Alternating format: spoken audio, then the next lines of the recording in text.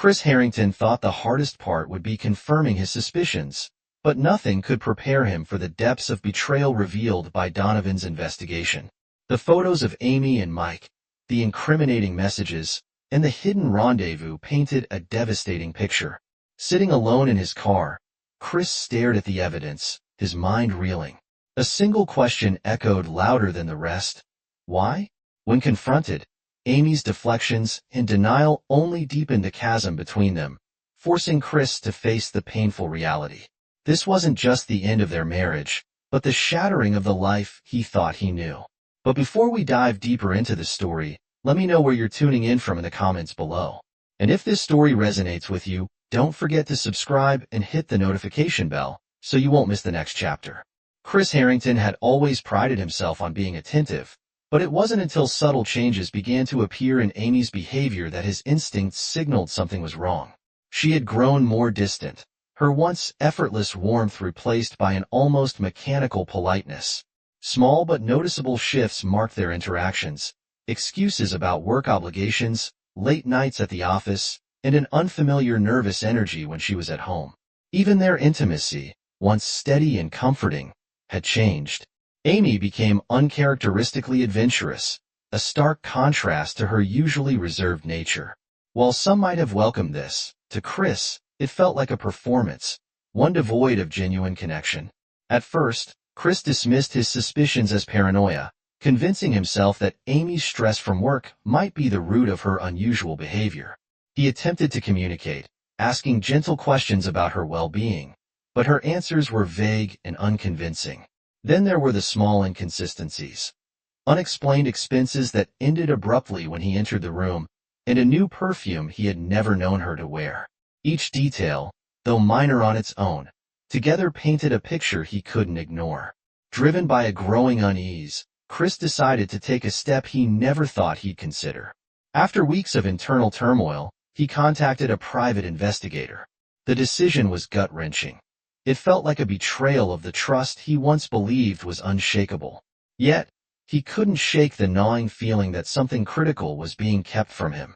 Meeting with the investigator, a man named Donovan with a reputation for discretion, Chris laid out his concerns, his voice trembling as he detailed the changes he had observed.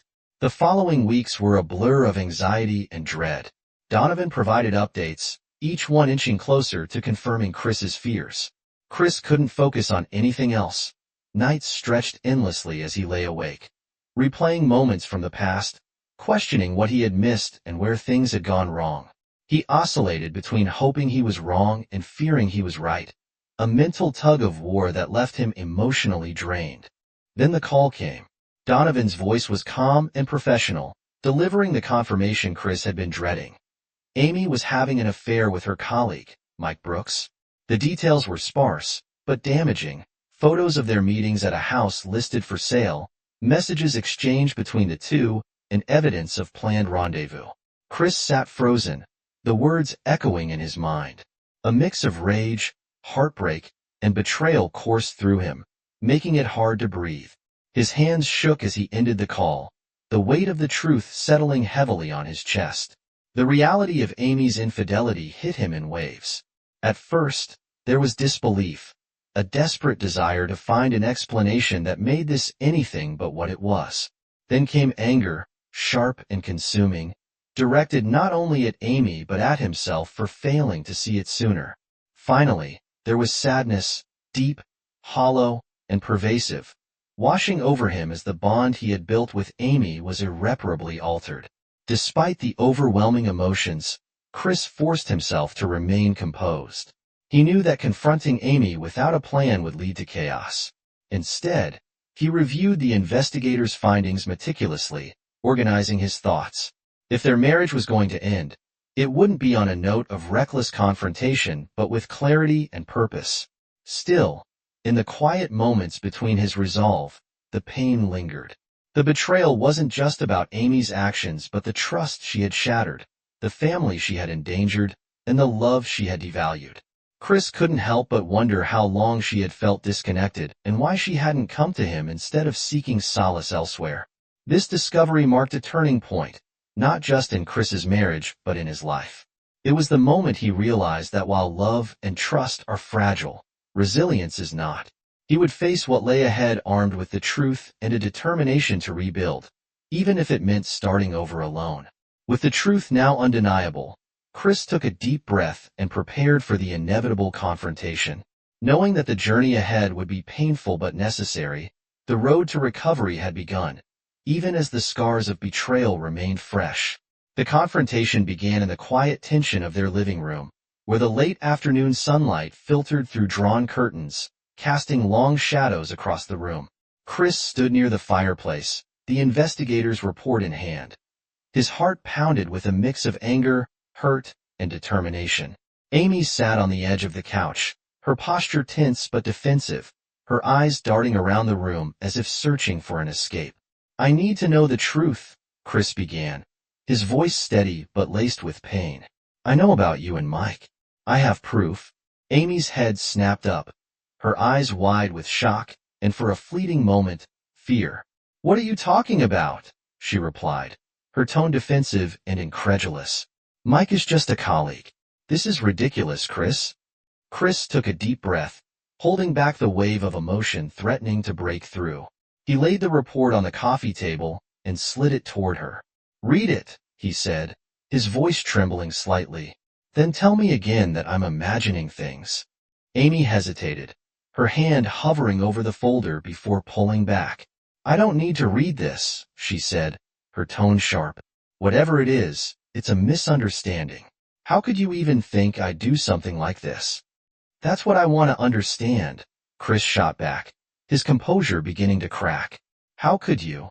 After everything we've built, after all these years. Why?" Amy stood abruptly, her face flushed with anger and defensiveness. "You're blowing this out of proportion," she snapped.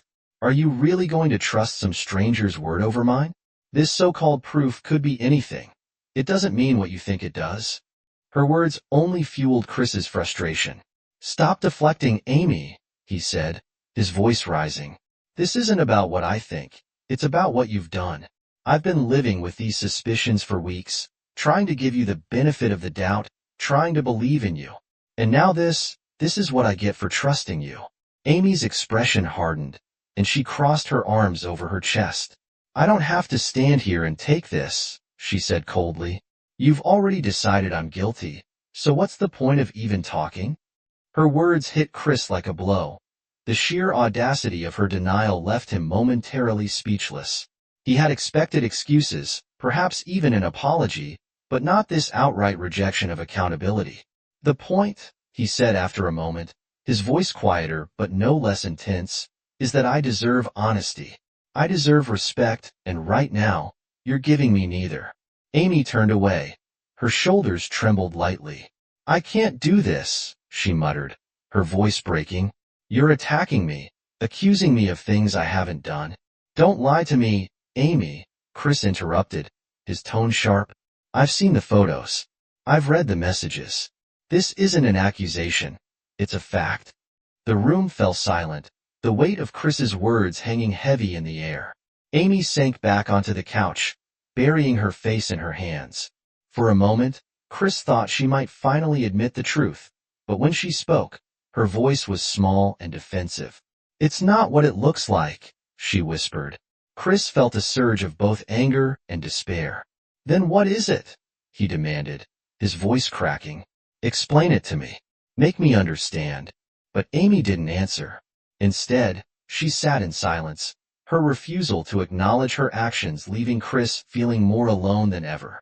In the days that followed, Chris replayed the confrontation in his mind, searching for signs of remorse or regret in Amy's words and finding none.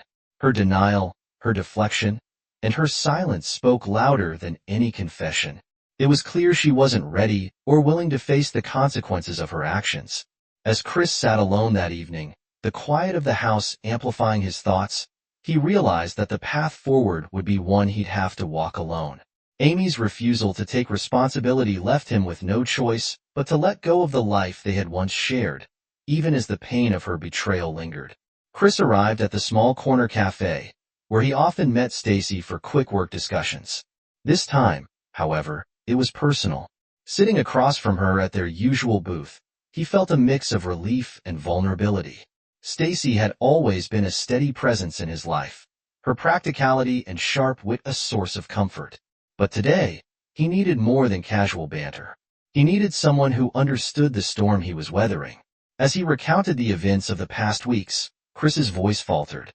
"I don't know how I let it get this far," he admitted, staring into his untouched coffee. "I thought we were solid, and now everything feels like a lie." Stacy listened intently, her eyes softening as she leaned forward. "Chris," she began gently, "first of all, stop blaming yourself. Infidelity isn't something you caused. It's a choice she made, a terrible one." Her words were a balm to his fractured self-esteem, but the wounds ran deep. "I can't stop replaying it all," Chris confessed.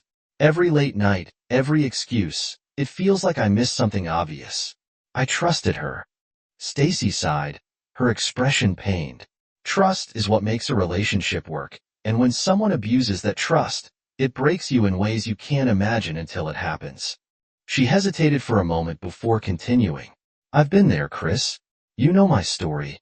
He nodded. Stacy's ex-husband had cheated on her years ago, a fact she rarely spoke of. When she did, it was with a calmness that belied the chaos she must have endured. Now, her experience gave her the wisdom Chris so desperately needed. "You're going to feel a lot of things," Stacy said, her voice steady. "Anger, betrayal, sadness, and that's okay. Feel it all, but don't let it define you. You're not just the man whose wife cheated. You're Chris, a father, a friend, and one of the most decent people I know." Her words hung in the air, and Chris felt a small flicker of hope amidst the darkness. "I don't know what to do next," he admitted. "Everywhere I look, our house, our memories, it all feels tainted." Stacy reached into her bag and pulled out a set of keys. "Take some time away," she said, placing them on the table between them. "This is for my family's cottage by the lake. It's quiet, peaceful, and exactly what you need right now. No reminders of what's happened, just space to think." Chris hesitated. "I can't impose." "You're not imposing," Stacy interrupted firmly. "If anyone deserves a break, it's you. Go clear your head. When you're ready to face everything, you'll do it with a clearer mind." He picked up the keys, gratitude welling up inside him. "Thank you," he said softly. "I don't know what I'd do without you." Stacy smiled, her eyes glinting with a mix of determination and compassion. "You'd figure it out eventually," she said, "but I'm here to make sure you don't have to do it alone." As Chris left the cafe, he felt a weight lift slightly from his shoulders. Stacy's kindness and practicality had given him a lifeline, a chance to step back and begin piecing himself together. He didn't know what the future held, but he knew he wouldn't face it entirely alone, and that, for now, was enough. Chris sat at a quiet corner table in the Student Union of the University of Connecticut, nervously twisting his wedding ring. Julie and Kate arrived moments later, their faces a mix of curiosity and concern as they sat down. Julie immediately asked, "Dad, what's going on?" "Mom's been calling nonstop, and we know something's wrong." Chris took a deep breath, steadying himself. "I need to talk to you both about something difficult," he began, his voice heavy with emotion. "Your mother and I, we're getting a divorce." The words hung in the air, and for a moment neither daughter spoke. Julie, the more outspoken of the two, leaned forward, her voice rising. "What? Why? What's happened? You two seemed fine." Kate, quieter but no less affected, stared at her father, her eyes wide with disbelief. "Dad," she whispered, "this can't be real. Are you serious?" Chris nodded, his throat tightening as he continued. "I didn't want to tell you this, but you deserve the truth. Your mother, she's been unfaithful. I have proof." Julie recoiled as though she'd been struck. "Unfaithful," she said, her voice trembling with both anger and hurt. "Are you saying Mom cheated on you? On us?" Kate's face crumpled, tears spilling down her cheeks. "How could she do that?" she choked out. "How could she betray you? Betray all of us?" Chris reached out, but both girls pulled back, overwhelmed by their emotions. "I know this is a lot," he said softly. "I didn't want you to find out this way, but I needed you to understand why this is happening. Julie's expression hardened. She ruined everything, she said bitterly. Our family, our home. How could she throw it all away? Chris's own heartbreak deepened as he watched his daughters grapple with the news. I know you're angry, he said. I am too, but I need you to remember she's still your mother. She loves you, and nothing about that has changed. Kate wiped her tears, her voice barely a whisper. But everything else has, she said. Julie stood abruptly. I need time, Dad. I can't. I just can't deal with this right now. As the girls walked away, Chris felt the weight of their pain, knowing it was a burden they would carry together, but also one they would all have to confront in their own time. The fracture in their family was undeniable, yet somewhere in the depths of his sorrow, Chris held on to the hope that they could begin to heal. Chris sat at the kitchen table in Frank and Eileen's home, the air thick with unspoken tension. A fresh pot of coffee steamed on the counter, but no one moved to pour a cup. Eileen's hands trembled as she clasped them together on the table, her face etched with worry. Frank leaned back in his chair, his arms crossed tightly over his chest, his expression unreadable but his jaw clenched. Chris broke the silence, his voice steady but strained. I didn't want to bring this to you, but you deserve to know. Amy's been having an affair with her colleague, Mike Brooks. I've already spoken to a lawyer and started the process for divorce. Eileen gasped, her eyes filling with tears. No, she whispered, shaking her head. There must be some mistake. Chris, Amy wouldn't. She couldn't. Frank's expression darkened, his voice sharp. Is this true? Do you have proof? Chris nodded and slid a folder across the table. I do. Photos, messages, everything. I'm sorry to have to show you this, but you need to understand what's happening. She hesitated, her trembling hands hovering over the folder. Frank, however, grabbed it and flipped it open. His eyes scanned the contents, and with each page, his face grew grimmer. His breathing heavier. Finally, he closed it and looked directly at Chris. She's my daughter, he said, his voice low and taut. But this is indefensible. Eileen's tears spilled over, and she clutched Frank's arm. Frank, don't say that, she pleaded.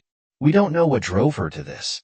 Maybe there's a reason, a mistake, a way to fix this. Frank shook his head, his voice firm. A reason? Ian? There's no excuse for this. She betrayed her husband, her family. She broke every vow she ever made. Eileen turned to Chris, her expression desperate. Chris, please. Isn't there any way you can forgive her? You've been married for 25 years. You have to try, please, for the girls. Chris's heart ached at her plea, but he shook his head. I've given her everything, Eileen.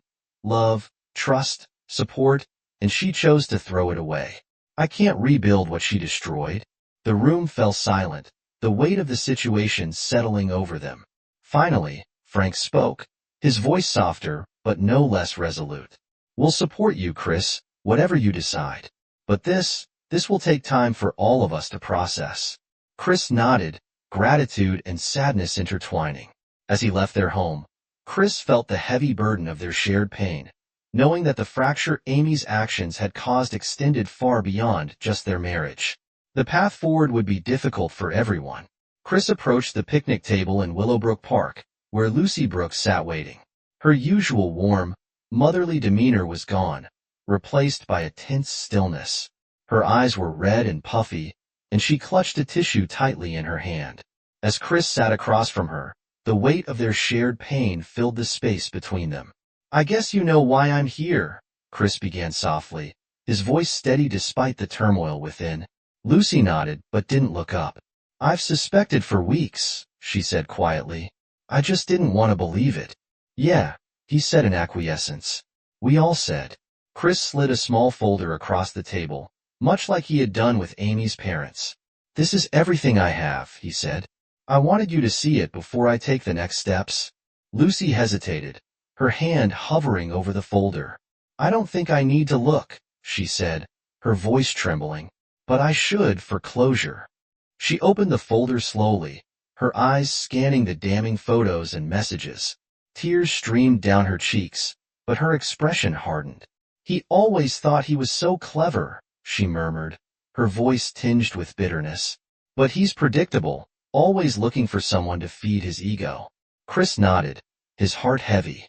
I know the feeling, he said. I've been asking myself how I didn't see this coming, how I trusted her so blindly. Lucy finally met his eyes, her gaze filled with both sorrow and determination. Because we loved them, she said simply. We gave them everything, and we trusted them to do the same. For a moment, the two sat in silence, their shared pain creating an unspoken bond. Then Lucy straightened her shoulders and took a deep breath. This isn't the first time Mike's betrayed me, she admitted. I forgave him before, for the sake of our kids, but this is different. I can't stay with someone who keeps choosing to hurt me. Chris watched her, admiring the quiet strength beneath her grief. What will you do? He asked. Lucy looked out at the park, her expression resolute. I'll leave him, she said firmly. I don't know exactly how yet, but I'll figure it out for myself and for my kids. Her words resonated deeply with Chris, who saw in Lucy a reflection of his own journey, a mix of heartbreak and resolve. As they parted ways, he felt a renewed sense of purpose, inspired by Lucy's determination to move forward despite the pain.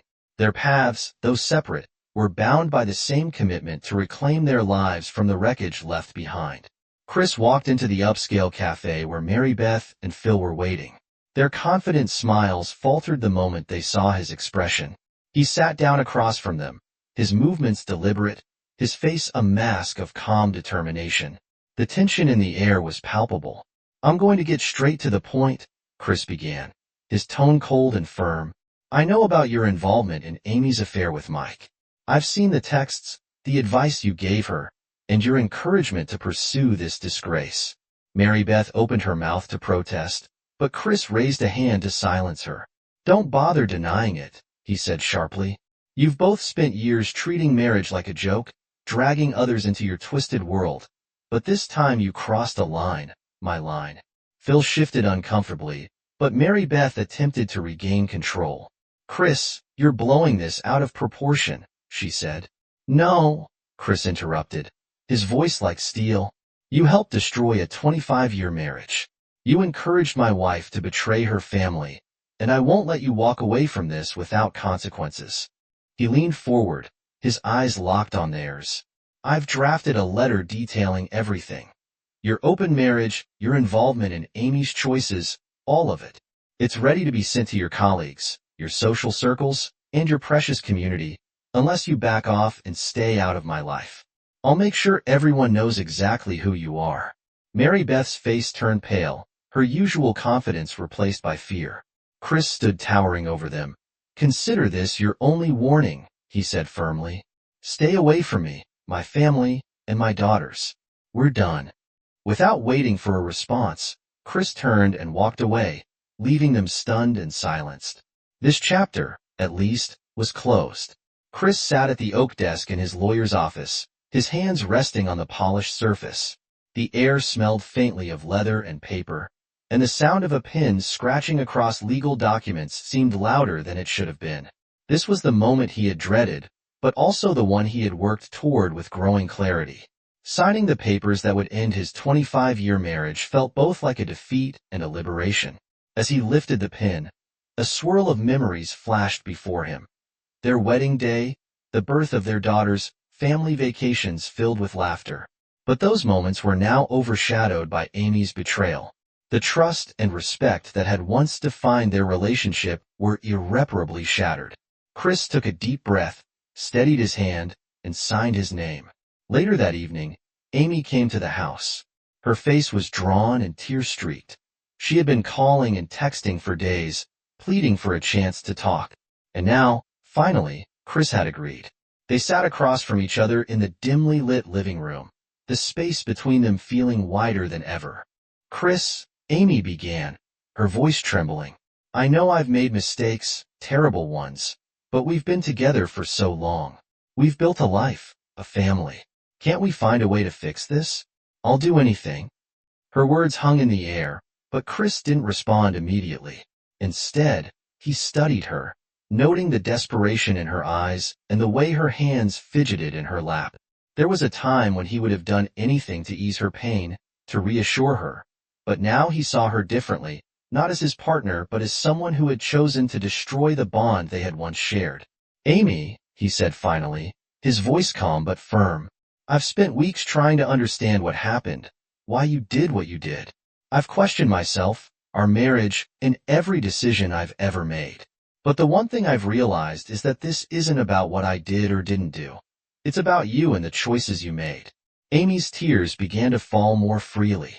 "I was stupid," she said, her voice breaking. "I got caught up in something that never should have happened. But it didn't mean anything, Chris. You mean everything to me." Chris shook his head, his expression resolute. "It may not have meant anything to you, but it meant everything to me. It meant breaking the trust we built over decades. It meant disrespecting our family, our daughters, and me. And trust doesn't come back." Amy reached out her hand, hovering near his. "But I can earn it back," she pleaded. "I'll go to therapy. We'll go to therapy. I'll prove to you that I can change." Chris leaned back, putting distance between them. "Do you even hear yourself, Amy?" he asked, his tone sharp. "You want me to give you the chance to prove something that should never have been in doubt. I can't live like that, wondering, doubting, waiting for the next betrayal. That's not a marriage, that's a prison." Amy sobbed quietly, her head bowed, but Chris pressed on, his voice softening slightly. "I loved you, Amy. I gave you everything I had, and you threw it away. I'm not saying this to hurt you, but because it's the truth. I can't rebuild what's been destroyed, not when the foundation itself is gone." For a moment, the only sound in the room was Amy's quiet crying. Chris felt a pang of guilt, not for his decision, but for the pain it caused. Still, he knew this was the right path. He had spent too long questioning his worth, doubting himself, and trying to salvage something that was unsalvageable. "I filed for divorce," he said finally, his tone even. "The papers are with my lawyer. You'll get them soon?" Amy looked up, her face stricken. "Chris, please," she whispered. "Think about the girls, think about us." "I am thinking about the girls," Chris replied firmly. "They deserve parents who are honest and respectful, even if we can't be together. They'll see us co-parenting, but I won't show them a broken marriage and call it love." Amy's shoulders sagged, and she buried her face in her hands. Chris stood, signaling the end of the conversation. "I hope you find what you're looking for, Amy," he said quietly, "but it won't be with me." As he watched her leave, Chris felt an odd mixture of sorrow and relief. The weight of the past weeks of suspicion, confrontation, and heartache was finally lifting. He knew the road ahead would still be difficult, but for the first time, he felt a sense of control over his own life. In the days that followed, Chris began to rediscover himself. The pain was still there, but so was a growing sense of clarity. He spent more time with Julie and Kate, reaffirming his commitment to them. He leaned on Stacy and found comfort in her unwavering support. And he started to see his future not as a broken man, but as someone ready to rebuild. The decision to end his marriage wasn't just about leaving Amy behind. It was about choosing himself, his dignity, and a life where trust and respect weren't negotiable.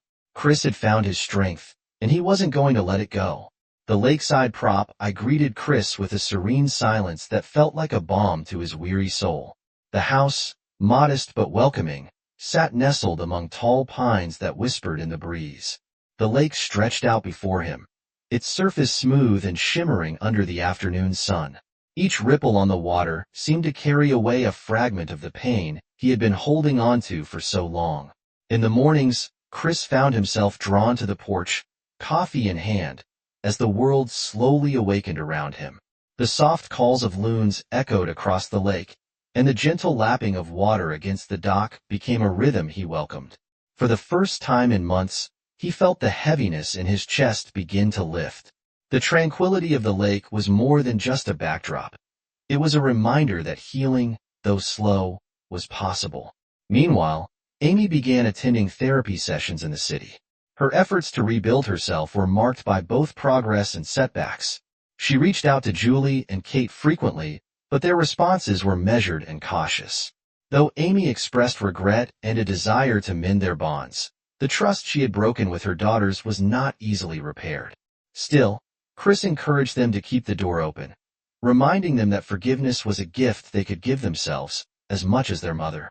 As the weeks passed, Chris immersed himself in the simple joys of his new life. He began restoring the small garden by the lake, finding unexpected peace in the dirt beneath his fingers and the fresh blooms that emerged under his care. Each step forward felt like a reclamation of himself, a rebuilding of the man he had once been, now stronger and wiser. On clear nights, he sat by the fire pit he had built, watching the flames dance against the dark expanse of the lake. The stars above seemed brighter here, as if offering him hope for the path ahead. For the first time, Chris allowed himself to dream of a future untethered by betrayal, where he could live with purpose and peace. The pain was still there, but so was a quiet, growing hope. The soft hum of laughter filled the air as Chris and his daughters, Julie and Kate, sat on the dock by the lake. Their feet dangling over the edge, the late afternoon sun cast a golden glow across the water, reflecting the warmth that was beginning to return to their relationship. Julie teased her younger sister about an old childhood habit, and Kate retaliated with mock indignation. Chris smiled, content to simply watch them reconnect, not just with each other, but with him. The rift caused by the divorce was healing. Their shared time was becoming a bridge back to a stronger bond at family gatherings. Chris continued to navigate the delicate balance of supporting both his parents and his in-laws. During a summer barbecue at his lakeside home, Frank and Eileen sat quietly under a canopy, their expressions tinged with regret, yet softened by gratitude for Chris's efforts to maintain their connection. His parents, ever the optimists, joined him in ensuring that the gatherings felt less like fractured moments and more like threads of unity. Even amidst the complexities, there was a sense of renewal. The shimmering lake and the gentle rustle of trees mirrored the gradual return of harmony. Chris felt hope, a steady rhythm in the backdrop of his rebuilding life, guiding them all toward a new, more resilient normal. Lucy's life after the divorce began as a quiet rediscovery of herself. Moving into a charming cottage just a few blocks from her parents' home, she found solace in the cozy space filled with sunlight and fresh blooms from her garden. The mornings became her sanctuary. She'd sip coffee on the porch while watching her children play in the yard, their laughter a reminder of the joy still present in her life. Slowly, the wounds of betrayal began to fade, replaced by a newfound sense of purpose. With time, Lucy poured herself into her career, excelling as a marketing consultant for a boutique firm. Her confidence grew with each successful project, and her colleagues admired her tenacity and grace. She often ended her workdays with a brisk walk along the river near her neighborhood, the sound of rushing water echoing her growing sense of clarity and strength. One evening at a friend's dinner party, Lucy met Daniel, a kind and thoughtful architect with an easy smile. Their connection was immediate, built on shared values and a love for life's simple pleasures. Over the months, their relationship blossomed. Lucy's children adored him, and his presence brought a steady warmth to her once fractured world. Now, Lucy's days are filled with light and laughter. Her home is no longer a refuge, but a celebration of the life she has rebuilt. As she looks out over her flourishing garden, hand in hand with Daniel, she knows she's found not only happiness but a profound sense of peace and fulfillment. Lucy's journey, though marked by pain, has led her to a place of hope and unshakable resilience. Stacy's office in Dallas reflected her growth. Floor-to-ceiling windows bathed the space in natural light, and the sleek desk bore signs of a woman in charge, neatly stacked reports, a fresh cup of coffee, and a small framed photo of her children. As the newly appointed executive vice president of sales and marketing, Stacy thrived in her demanding role. Her sharp intuition and natural leadership earned her respect from colleagues and clients alike. Yet, amidst her professional success, she never lost her grounded, approachable nature. Even from miles away, Stacy remained a steady presence in Chris's life. Their weekly calls often started with updates about work, but inevitably drifted into moments of shared humor and reflection. "You know," Stacy said during one such conversation, "if you ever need a break from your idyllic lakeside life, I've got plenty of chaos to keep you busy here." Chris laughed, the sound genuine and light. "I think I'll stick with my peace and quiet for now, but thanks for the offer." In her rare moments of solitude, Stacy often reflected on her journey, her past mistakes, her resilience, and the wisdom she had gained. The view from her office, with the city skyline stretching to the horizon, reminded her of the distance she had traveled, both literally and metaphorically. Stacy's life was a testament to growth, balance, and the joy of finding purpose, even after heartbreak. The evening air buzzed with the hum of conversation and clinking glasses at the backyard party of a mutual friend. Chris wasn't expecting much, just a chance to unwind and enjoy a few familiar faces. Yet, as he stood by the grill, balancing a plate and a beer, he noticed Aggie. She was laughing with a small group, her vibrant red hair catching the glow of the patio lights. They had met briefly years ago at a family event, but tonight she seemed to radiate a warmth that drew him in.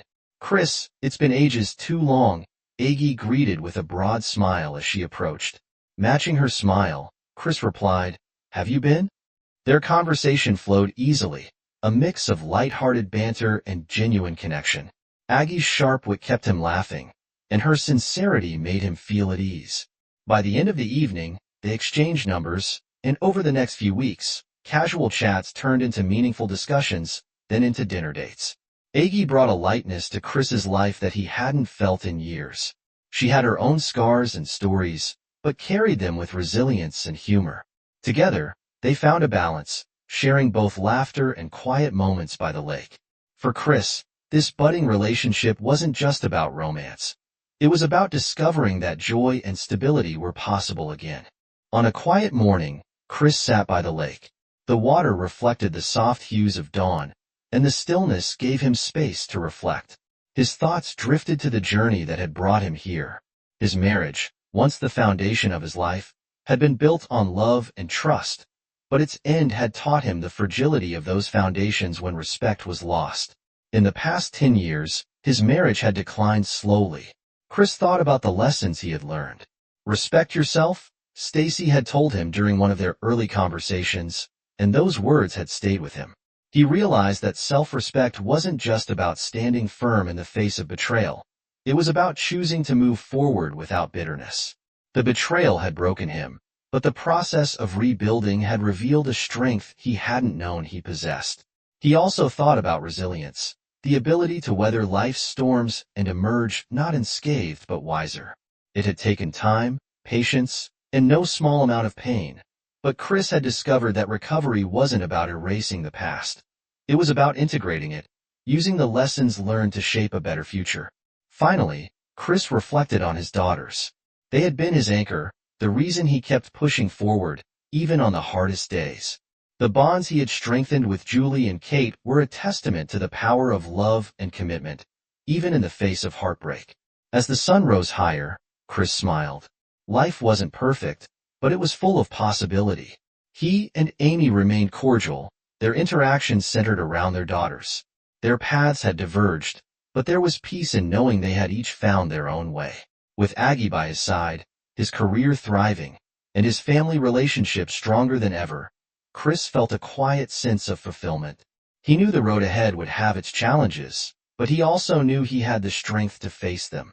The ripples on the lake mirrored his thoughts, ever moving yet always returning to stillness. Chris had learned that healing wasn't about forgetting. It was about embracing life with open arms, scars and all. For the first time in years, he felt truly whole.